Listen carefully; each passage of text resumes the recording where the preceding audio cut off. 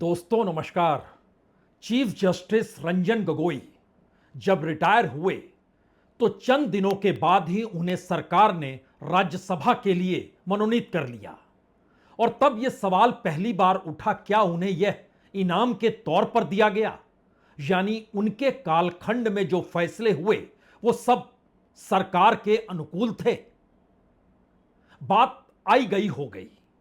उसके बाद chief justice DY Chandrachud, पूजा का मौका था और चीफ जस्टिस के घर पर प्रधानमंत्री पूजा के लिए पहुंचे ही नहीं, बकायदा तस्वीर जारी हुई, वीडियो जारी हुआ।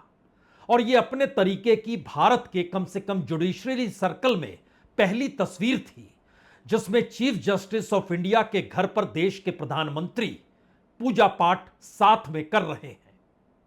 यह बात भी आई गई हो गई। उसके बाद चीफ जस्टिस BR गवई जब सुनवाई कर रहे थे तो एक वकील ने उन पर जूता फेंक दिया और देश के भीतर एक गुस्सा पनपने लगा। लेकिन चीफ जस्टिस गवई खामोश रहे। प्रधानमंत्री ने उनके संयम की तारीफ की। बात आई गई हो गई। और उसके बाद मौजूदा वक्त के चीफ जस्टिस सूर्यकांत ने एक मामले की सुनवाई करते हुए इस देश के युवाओं को कॉकरोच और पैरासाइट कहा, परजीवी। यह शब्द हालांकि राजनीतिक तौर पर देश के प्रधानमंत्री इससे पहले पार्लियामेंट के भीतर भी ले चुके हैं, लेकिन उस वक्त उनके निशाने पर पॉलिटिकल पार्टी थी, विपक्ष की राजनीतिक दल कांग्रेस थी, जिनके लिए परजीवी यानी पैरासाइट शब्द इस्तेमाल किया गया था। लेकिन चीफ जस्टिस ने जब पैरासाइट भारत के युवाओं से जोड़ा और उसे कॉकरोच तक कह दिया, तब इस देश के भीतर जो सवाल चीफ जस्टिस को लेकर और उनके दिए गए शब्दों के बयानों को लेकर कहे जाने लगे, उससे देश में इतना ज्यादा उबाल हुआ कि 24 घंटे बाद ही चीफ जस्टिस ने कहा नहीं नहीं, इसका यह मतलब नहीं था। चीफ जस्टिस सूर्यकांत ने कहा क्या था, उसके बाद खंडन जो किया, इन दोनों परिस्थितियों के बीच इस देश में एक नई पॉलिटिकल पार्टी नहीं, एक सोशल मीडिया की पार्टी कॉकरोच जनता पार्टी सामने आती है और देश के उन युवाओं को वो आगाह करती है कि अगर आपके जो सवाल हैं उन सवालों का जवाब चाहिए तो आप साथ में खड़े हो जाइए। और देखते देखते बरसों पुराने राजनीतिक दल, इस देश के चाहे देश की और दुनिया की सबसे बड़ी पॉलिटिकल पार्टी बीजेपी ही क्यों ना हो, उसके फॉलोअर्स से कई गुना ज्यादा फॉलोअर्स इस कॉकरोच जनता पार्टी के साथ जुड़ते चले गए और इतनी बड़ी तादाद में जुड़ गए कि उसके बाद पहली बार भारत की एजेंसी इंटेलिजेंस ब्यूरो को यह रिपोर्ट देनी पड़ी कि इसके एक्स अमाउंट को तुरंत रोका जाए। और कहीं ना कहीं देश के भीतर इसको लेकर एक हलचल जो है वो शायद अच्छी चीज नहीं है। IB की रिपोर्ट और गृह मंत्रालय की सक्रियता, इस दौर में अकाउंट सोशल मीडिया पर सस्पेंड होना, चाहे वो X हो चाहे वो इंस्टाग्राम हो, लेकिन जिन सवालों को इस कॉकरोच जनता पार्टी के जरिए उठाया गया और उसके साथ जुड़ते हुए लोगों की तादाद जितनी बढ़ती चली गई, जो करोड़ों में पहुंच गई, 2 करोड़ पार कर गई, तब यह सवाल बड़ा होने लगा कि आखिर वो कौन से मुद्दे हैं जो इस देश के भीतर के युवाओं को अंदर से खरोंच रहे हैं और उनके गुस्से और उनकी निराशा को एक नई जगह, नया मंच दे रहे हैं। यह माजरा है क्या? और यह परिस्थिति इस देश के भीतर शायद मौजूदा वक्त की उस राजनीति के प्रति घृणा के तौर पर भी उभरी, जहां पर सवाल था कि राजनीतिक बदलाव राजनीति से संभव हो ही नहीं सकता है, क्योंकि राजनीति के तमाम हथकंडे अगर सत्ता के हाथों में हैं तो फिर कोई भी राजनीति कैसी भी कर लीजिए, आपको सफलता नहीं मिलेगी। तो बदलाव का रास्ता दूसरा यही है कि इस देश के भीतर जो युवाओं की तादाद है, क्या उनको एक साथ जोड़ दिया जाए, एक मंच पर ले आया जाए और उसके बाद जिन सवालों को उठाया जाए वह इस देश की आवाज हो? क्या यह संभव है? यह दरअसल जेनजी का मतलब होता क्या है? जेनजी दरअसल उस उम्र के लड़कों को कहते हैं जिनका जन्म भारत में 1995 के बाद, यानी मानकर चलिए कि 30-32 साल की उम्र के बीच, उससे पहले, और कम से कम अगर उनका जन्म 2007 यानी लगभग 18-19 वर्ष, तो 18-19 से लेकर 30-32 बरस तक के बीच की परिस्थिति इस देश की हकीकत शायद सबसे बड़ी तादाद में है जो इस वक्त बेरोजगार है, जिसके सामने सिर्फ सवाल हैं, लेकिन उन सवालों को भी सुनने वाला कोई है या नहीं है, यह भी शायद मौजूदा वक्त की राजनीति में गायब हो गया। तो एक क्षण के लिए जरा समझिए कि भारत की आबादी 142 करोड़ है। उस 142 करोड़ में 65% 35 बरस से कम उम्र के लोग हैं, यानी 35 बरस के कम उम्र के लोगों का मतलब है तकरीबन 90 करोड़ लोगों की मौजूदगी इस 35 बरस से कम है। अब अगर इसका आधा हिस्सा भी ले लीजिएगा जिनकी उम्र 18 से 32-33 साल तक के बीच होगी, तो जाहिर है वो 40-50 करोड़ तो हो ही जाएंगे। तो इतनी बड़ी तादाद में, और सरकारी आंकड़ा खुद कहता है कि जो 15 साल तक के हैं उनके भीतर जो बेरोजगारी है, रोजगार नहीं मिलना है, वो लगभग 3.1% है। जो 15 से 29 उम्र तक के बीच है उनको लगभग 9.9% है। शहर के भीतर लगभग 13.6% की बेरोजगारी है, रूरल के भीतर 8.13% है। लेकिन इसका दूसरा सच एक और है। जब हम सोशल मीडिया का जिक्र कर रहे हैं, कॉकरोच जनता पार्टी का जिक्र कर रहे हैं, बेरोजगारी का जिक्र कर रहे हैं, जॉबलेस डेवलपमेंट जो इस देश में हो रहा है उसका जिक्र कर रहे हैं, बढ़ती हुई इकोनॉमी में कॉरपोरेट कहां कहां किस किस चीज को अपने हाथ में ले गया उसका जिक्र कर रहे हैं, और इस देश के भीतर परिवर्तन का मतलब चुनाव होता है, तो फिर चुनाव में वोट का जिक्र भी कर लीजिए। इन तमाम मुद्दों को इस पॉलिटिकल पार्टी ने उठा दिया। और शायद भारत के भीतर का एक सच सरकारी तौर पर यह भी है कि हर बरस 80 लाख छात्र जो होते हैं वो ग्रेजुएट होते हैं। उन ग्रेजुएट 80 लाख में से तकरीबन 25 लाख के पास कोई काम ही नहीं होता है, बाकी कुछ इधर उधर चले जाते हैं। आप कह सकते हैं कुछ सरकार के लाभार्थी के तौर पर होंगे, कुछ कहीं रोजगार कर रहे होंगे, कुछ कहीं मेहनत मजदूरी कर रहे होंगे, लेकिन हर बरस अगर ग्रेजुएट की तादाद 25 लाख के लगभग बेरोजगार की स्थिति में है, तो यह 30% लोगों का क्या होगा? इस स्थिति में क्या भारत के भीतर मौजूदा वक्त में राजनीतिक परिस्थितियों से घृणा करने वाले युवाओं की तादाद है? यह चुनाव के प्लेयर नहीं है, लेकिन यह सोच उस राजनीति के समानांतर एक बड़ी रेखा कहीं खींच तो नहीं रही है, जिसका जवाब इस दौर में नीट की परीक्षा लीक होने के बाद रद्द कर दी गई। इस देश के 23 लाख छात्र उसमें बैठे थे। उन 23 लाख छात्रों के घर के भीतर कितना अंधेरा है, कितनी निराशा है। मौजूदा वक्त की परिस्थितियों से लेकर उनके घर के भीतर क्या स्थिति है? मौजूदा राजनीतिक सत्ता क्या झांक कर देख रही है, या ये वही सवाल हैं जो धीरे धीरे बड़े होते चले जा रहे हैं? और शायद इसीलिए पहली बार यह सवाल भी उठा कि जेनजी अगर अपने मुद्दों को लेते हुए गैर राजनीतिक तरीके से परिस्थितियों को उठाने लग जाए, तो क्या यह बदलाव और परिवर्तन का एक पॉलिटिकल ट्रांसफॉर्मेशन तो नहीं होगा?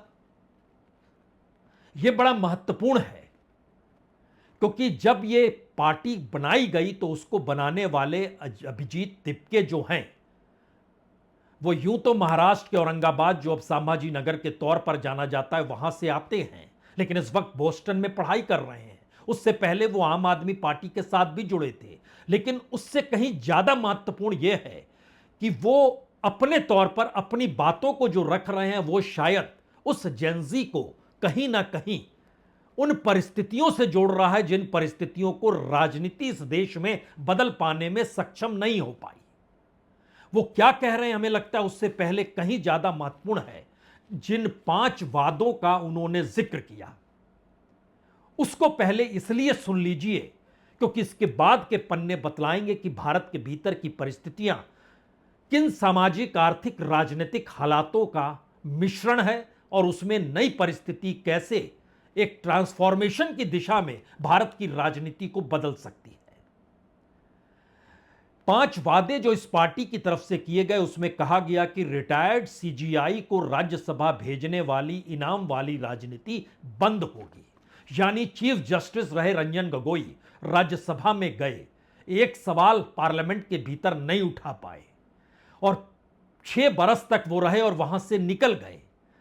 यह एक ऐसी परिस्थिति थी जिसने पहली बार उस नेक्सस को खुले तौर पर उभार कर रख दिया जिसके दायरे में अभी तक सिर्फ कॉरपोरेट आता था, पूंजी आती थी, पॉलिटिकल पार्टीज आती थी, लेकिन जुडिशरी भी उसमें आ जाएगी, यह कल्पना किसी ने नहीं की थी। तो पहला वादा है कि सीजीआई को राज्यसभा भेजने वाली इनाम वाली राजनीति पर प्रतिबंध। दूसरा वादा उसने किया कि किसी भी वैध वोट को डिलीट करके जो मुख्य चुनाव आयुक्त करेंगे तो उसके खिलाफ यूएपीए लगाया जाएगा, यानी चीफ इलेक्शन कमिश्नर। जैसे ही जिक्र होता है कि किसी वैध वोट को डिलीट या फिर वोटिंग राइट छीनना लोकतंत्र पर हमला माना जाएगा और सीएसी के खिलाफ यूएपीए लगा दिया जाएगा, तो यह मैसेज दरअसल मौजूदा वक्त की उस राजनीति को छू ही लेता है जिस राजनीति में चुनाव के जरिए बदलाव सोचा गया, लेकिन बदलाव कैसे होगा अगर यह चीजें एक झटके में इंप्लीमेंट होती चली गई, जिसका जिक्र तमाम अपोजिशन पॉलिटिकल पार्टीज करती चली गई। लेकिन यहां पर यह कॉकरोच जनता पार्टी कोई पॉलिटिकल पार्टी नहीं है, वो उन मैसेज को सामाजिक और आर्थिक परिप्रेक्ष्य में इस देश की राजनीति को चुभा रही है। तीसरा है कि महिला आरक्षण 33 नहीं, 33 नहीं, 50%, लेकिन इसके लिए पार्लियामेंट की संख्या बढ़ाई नहीं जाएगी, जिसका जिक्र मौजूदा सरकार कर रही थी, और यह 50% पार्लियामेंट के भीतर एमपीज को लेकर भी और कैबिनेट में बनने वाले मिनिस्टर्स को लेकर भी। चौथा वादा जो अंबानीज और अडानीज की जो मीडिया हाउसेस हैं जो उन्होंने खरीद लिया, और खरीदने की परिस्थिति में कहीं पैसे के जरिए खरीदा गया और कहीं सरकार के साथ मिलकर इस देश की जांच एजेंसियों के आश्रय कब्जा कर लिया गया, उसको रद्द कर दिया जाएगा। एक स्वतंत्र मीडिया बनाने की कोशिश होगी। एमएलए और एमपी, यह 5वां वादा है जो दल बदल करते हैं, चुनाव लड़ने पर रोक और 20 बरस तक किसी भी पब्लिक ऑफिस में ये किसी पद पर नहीं जा सकते, इसका वादा वो कर रहे हैं। दरअसल ध्यान दीजिए तो यह मौजूदा वक्त की पारंपरिक राजनीति से हटकर ऐसे वादों का जिक्र है जो इस देश के भीतर सवाल के तौर पर मौजूद तो हैं, लेकिन यह सवाल बार बार खड़ा हो जाता है पॉलिटिकल तौर पर ही कि अगर यह स्थिति आ जाएगी तो जो सत्ता में रहेगा वो जिसे मन चाहे उसे खारिज कर सकता है, जिसे मन चाहे उसे जेल के पीछे भिजवा सकता है, फाइल खोल सकता है। लेकिन मौजूदा वक्त में जो डर और जो नफरत भारत की राजनीति में समा गई, तो क्या यह कॉकरोच जनता पार्टी की उत्पत्ति वाकई सीजीआई ने जो कहा था उसी के जरिए हुई? चीफ जस्टिस एक मामले की सुनवाई 15 तारीख को कर रहे थे इसी महीने, और उन्होंने कहा था समाज में पहले से ही ऐसे परजीवी मौजूद हैं जो व्यवस्था पर हमला करते हैं, क्या आप भी उनके साथ जुड़ना चाहते हैं? कुछ युवा ऐसे हैं जो रोजगार नहीं मिलने और पेशे में जगह ना बना पाने के कारण कॉकरोच की तरह हर जगह फैल जाते हैं। 15 मई 2026 एक वकील सीनियरिटी पाना चाहता था और वो अदालत का दरवाजा खटखटा रहा था और चीफ जस्टिस कह रहे थे कि सीनियरिटी पाई नहीं जाती है, यानी खुद आपको संघर्ष करना पड़ता है। उसके समानांतर इन बातों को कह गए। एक बार सुनिए जरा। Youngsters like cockroaches, they don't get any employment, they don't have any place in profession. Some of them become media, some of them become social media, some of them become RTI activists, some of them become another activists, and they start attacking everyone. And you people file contempt petition because High Court is not taking up the matter of as if there are already parasites in society who attack you people, who attack the system, and you want to join hands with them. हो सकता है उस वक्त chief justice Suryakant ने सोचा नहीं होगा कि उनकी जुबान से निकले शब्द भारत की राजनीति में एक पॉलिटिकल ट्रांसफॉर्मेशन की दिशा में बढ़ जाएंगे या इस देश के भीतर राजनीतिक सामाजिक परिस्थितियों को पलटने की दिशा में काम करने लग जाएंगे, क्योंकि यह तीर तो निकल चुका था। हालांकि 24 घंटे के बाद जब हलचल देश के भीतर, युवाओं के भीतर, बेरोजगारों के भीतर खुद को कॉकरोच मानते हुए संघर्ष की नई परिस्थितियों को सोशल मीडिया में ला पाने की स्थिति में खड़े हुए, तो खुद चीफ जस्टिस ने कहा, दरअसल मेरी बात का मतलब गलत निकाला गया। मुझे यह देखकर आश्चर्य हुआ कि मीडिया के एक वर्ग ने कल यानी 15 मई को एक निरर्थक मामले की सुनवाई के दौरान की गई मेरी मौखिक टिप्पणी को गलत तरीके से पेश किया। मैंने विशेष रूप से उन लोगों की आलोचना की जिन्होंने फर्जी और नकली डिग्रियों की मदद से कानूनी पेशे जैसे क्षेत्रों में प्रवेश किया। ऐसे ही लोग मीडिया, सोशल मीडिया और अन्य सम्मानित पेशों में घुस आए हैं। इसीलिए परजीवी की तरह ये होते हैं। सफाई तो दी गई, लेकिन इसका एक अनूठा सच भारत की राजनीति के भीतर, यहां तक कि पार्लियामेंट के भीतर हर दूसरा सांसद अगर दागी है, हर की डिग्री पर सवाल है, और जिस तरीके से जो परिस्थितियां इस देश के भीतर चुने हुए प्रतिनिधियों के आश्रय हैं, उसमें सिर्फ युवा, वह भी बेरोजगार, वह भी डिग्री लेकर बेरोजगार, और वह भी इस देश के भीतर जॉबलेस डेवलपमेंट का जिक्र खुले तौर पर सरकार अगर अपनी पॉलिसी के जरिए कर रही है, तो इसके मतलब मायने क्या होंगे। शायद यह सवाल इसीलिए बड़ा हो गया, और इसीलिए जब यह कॉकरोच जनता पार्टी का सवाल आया, तो कहीं किसी के जहन में यह भी बात आई, भारत के इर्द गिर्द कई देश जहां पर राजनीतिक परिवर्तन इस युवा तबके, जिसे जेनजी के तौर पर जाना जाता है, और राहुल गांधी जो विपक्ष के नेता हैं, कम से कम 9 मौके ऐसे आए जब उन्होंने खुले तौर पर जेनजी से बदलाव की दिशा में कदम उठाने को कहा। और इतना ही नहीं, 36 घंटे पहले जब वो रायबरेली में भाषण दे रहे थे, तो खुले तौर पर यह कहने से चूके नहीं, बाबा साहब अंबेडकर के सामने आप हाथ जोड़ते हैं, सिर झुकाते हैं, लेकिन उनके विचारों को कोई आहत करता है तो आपको संघर्ष करना सीखना होगा, उन्हें रोकने के लिए सामने आना होगा। यानी भारत की राजनीति में अब वोट नहीं, बल्कि एक उस पॉलिटिकल ट्रांसफॉर्मेशन की जरूरत क्या आन पड़ी है, जहां पर राजनीति ने मान लिया कि दरअसल अब चुनाव के आश्रय सत्ता परिवर्तन हो नहीं सकता है, और अगर सत्ता परिवर्तन नहीं होगा और चुनाव जीतने की पूरी गारंटी सत्ता के साथ है, तो फिर वो कोई भी कदम उठाएगी और उठा रही है। और कमोवेश यही परिस्थिति अगर आप ध्यान दीजिए, तो ईडी के डायरेक्टर 3-4 बार एक्सटेंशन पा जाते हैं, जो इससे पहले कभी नहीं था। इसी दौर में सीबीआई डायरेक्टर के दफ्तर पर सीबीआई के स्पेशल डायरेक्टर छापा मारते हैं, देश के एनएसए उसमें संलग्न होते हैं, और यह परिस्थिति इस देश के भीतर पहली बार नजर आती है, वह भी दिल्ली में। पहली बार चुनाव आयुक्त, उनकी नियुक्ति को लेकर चीफ जस्टिस को अलग किया जाता है, लेकिन सीबीआई डायरेक्टर में उनकी मौजूदगी होगी। लेकिन इस देश के चुनाव आयुक्तों की नियुक्ति सरकार करेगी, एक सरकार, उनका एक कैबिनेट मिनिस्टर और एक विपक्ष का नेता। तो फिर सुप्रीम कोर्ट बहुत हल्की जुबान में कहता तो जरूर है, यह तो औपचारिकता हो गई, नियुक्ति तो आप ही कर रहे हैं, तो आपसे सवाल कौन करेगा। यह सारी चीज सब पूरा देश देख रहा है। शायद इसीलिए जब यह कॉकरोच जनता पार्टी बनी, तो उसमें कहा गया कि दरअसल भारत का युवा बदलाव के लिए असंवैधानिक रास्तों का सहारा नहीं लेगा।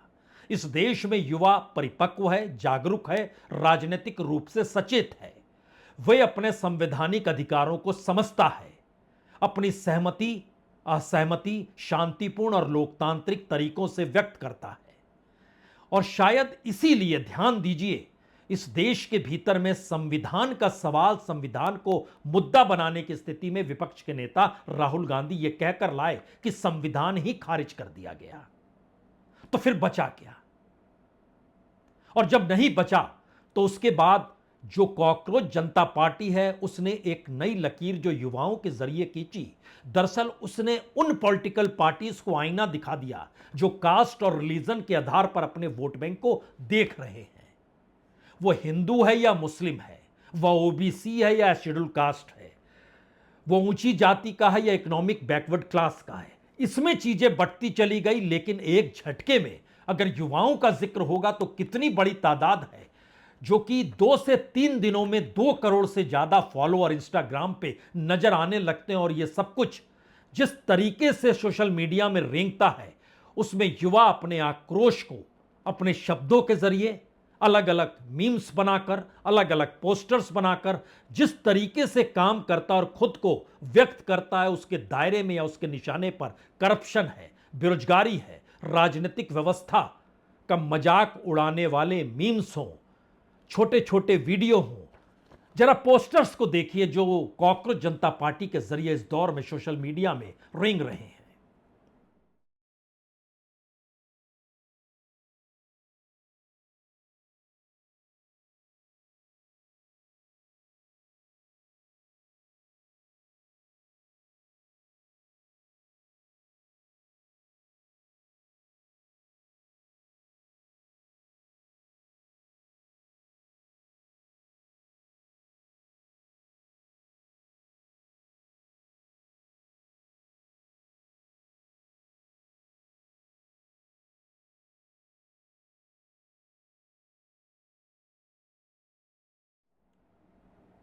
कॉकरोच हो सकता है रेंगता हो, लेकिन कॉकरोच जनता पार्टी जो सोशल मीडिया में रफ्तार के साथ चल निकली है, क्योंकि दुनिया में सबसे ज्यादा रफ्तार अगर सूचना देने के तौर पर है तो वह सोशल मीडिया की है। राजनीतिक तौर पर कोई प्रतिक्रिया हो, वो इंस्टाग्राम हो या वो एक्स हो, जिस तेजी के साथ वो चलती है वो जवाब शायद किसी भी सत्ता के सामने पूरी दुनिया को अपने साथ जोड़ने की दिशा में बढ़ जाती है। शायद इसीलिए चीफ जस्टिस ने जो कहा उसका जवाब बकायदा कॉकरोच जनता पार्टी की तरफ से यह लिखकर किया गया कि कॉकरोच युवाओं की उस असहमति के भाव को व्यक्त करती है जो माननीय मुख्य न्यायाधीश के उस बयान के खिलाफ है जिसमें उन्होंने युवाओं को कॉकरोच और पैरासाइट परजीवी कहा था।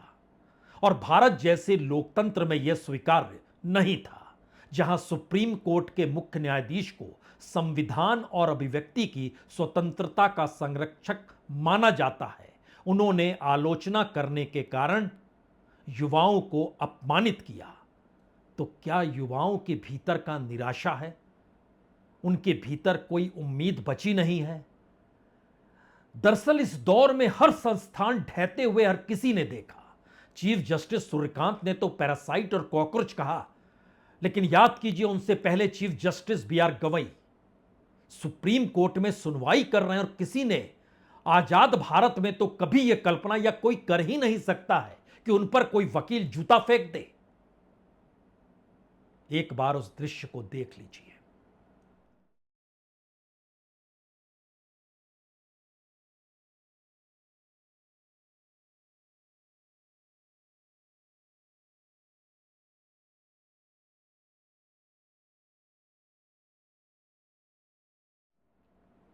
अब हो सकता है यह सवाल आपके जहन में जरूर आए, संविधान की व्याख्या करने वाली सुप्रीम कोर्ट इस देश में संवैधानिक अधिकार जो मौलिक अधिकार के तौर पर जनता के साथ जुड़े हैं, अगर वहां भी हनन हो रहा हो, जो शायद वोटिंग के अधिकार का जिक्र करने का बात एसआईआर के जरिए निकली, तो जो संविधान में चेक एंड बैलेंस अलग अलग इंस्टीट्यूशंस के जरिए यह सोचकर कही गई कि कहीं कोई तानाशाह ना हो जाए, और अगर कार्यकारी के अधीन ही सारे संस्थान काम करने लगेंगे तो फिर आप रोक भी नहीं सकते हैं कि वो कोई फैसला ऐसा ना करे जिसके बाद इस देश के उन युवाओं के भीतर यह बड़ा सवाल हो कि आखिर वो जाएं तो कहां जाएं। इस देश की प्रीमियर जांच एजेंसी सीबीआई से ईडी तक सबने देखा। इस देश के भीतर नौकरशाही को लेकर सीवीसी की भूमिका हर किसी ने देखा, सीएजी की भूमिका हर किसी ने देखा, समझा और पॉलिटिकल लाभ कैसे पहुंचाया जाता है यह भी देख समझ लिया। इस देश के भीतर बात धीरे धीरे इलेक्शन कमीशन तक चली गई और सुप्रीम कोर्ट तक यह पहुंच गई।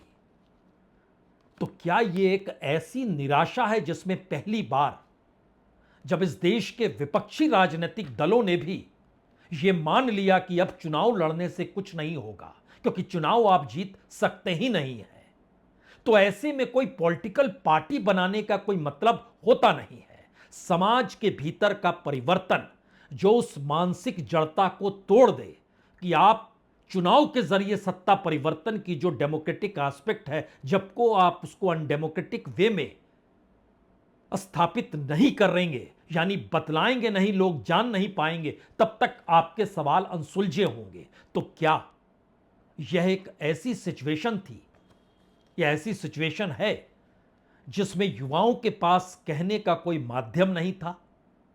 सरकार से वो बेहद नाराज थे, हताशा बहुत ज्यादा थी और इस हताशा से बढ़ते बढ़ते परिस्थिति कहीं उस डिजाइन में आकर खड़ी तो नहीं हो गई है जो आने वाले वक्त में किसी नए संदेश को देने की दिशा में बढ़ तो नहीं जाएगी? क्योंकि भारत की राजनीति में भी एक व्यापक परिवर्तन पहली बार खुले तौर पर विपक्ष के नेता के माध्यम से राहुल गांधी के जरिए तब आया जब उन्होंने कहा कि सिस्टम में 90% है ही नहीं और जब तक वो मेन स्ट्रीम में नहीं आएगा तो उसके अनुकूल फैसले नहीं होंगे। जब भारत जोड़ो यात्रा करते करते वो मुंबई पहुंचे और धारावी के बगल से जब उनकी यात्रा निकल रही थी तो उस दिशा में हाथ उठाकर कहते हैं अगर ये कॉरपोरेट अडानीज को सौंप देंगे और जो सौंप दिया गया है तो फिर यहां रहने वाले लोग या इस देश के भीतर का हुनर या इस देश के भीतर का लेबर या इस देश की नब्ज के जरिए जीने वाला पूरा समाज कहां जाएगा? तो क्या यह देश राजनीतिक तौर पर पूंजी के आश्रय चल रहा है और पूंजी के आश्रय उसने एक ऐसे नेक्सस को क्रिएट कर लिया जहां पर डेमोक्रेसी की परिभाषा बदल गई, कॉन्स्टिट्यूशन को देखने का नजरिया बदल दिया गया? तो क्या यह कॉकरोच जनता पार्टी जिन सवालों को उठा रही है शायद उसमें एक सवाल मौजूदा वक्त में जीवित भी है और उस पर निर्णय अगर होता है तो बड़ी बात होगी, क्योंकि पहली बार एक पिटीशन के जरिए अपनी बातों को रखने का जिक्र इस पार्टी ने किया और लिखा गया कि आज हम एक पिटीशन शुरू करने जा रहे हैं जिसमें शिक्षा मंत्री के इस्तीफे की मांग की गई है। आप सब लोग ज्यादा से ज्यादा उस पिटीशन पर साइन कीजिए ताकि सिस्टम की गलती पर सवाल उठ सके। ध्यान दीजिए, नीट 23 लाख छात्र 2024 में भी लीक होना, ये तमाम चीज और उसके दायरे में जुडिशरी का भी आना, कुछ भी ना निकल पाना, यानी एक ऐसी अंधेरी खाई थी जिसमें यह सवाल वाकई बड़ा था। कॉकरोच को अंधेरा पसंद होता है, सीलन पसंद होती है, वो वहीं पर बैठे रहता है। इसीलिए कहते हैं सभ्यताएं खत्म हो जाएंगी लेकिन कॉकरोच मरते नहीं हैं, कॉकरोच वापस लौट आते हैं। और शायद यही वो तंज है जो मौजूदा राजनीति को, मौजूदा सत्ता को, मौजूदा सरकार को डरा रहा है। बहुत बहुत शुक्रिया, बहुत बहुत शुक्रिया।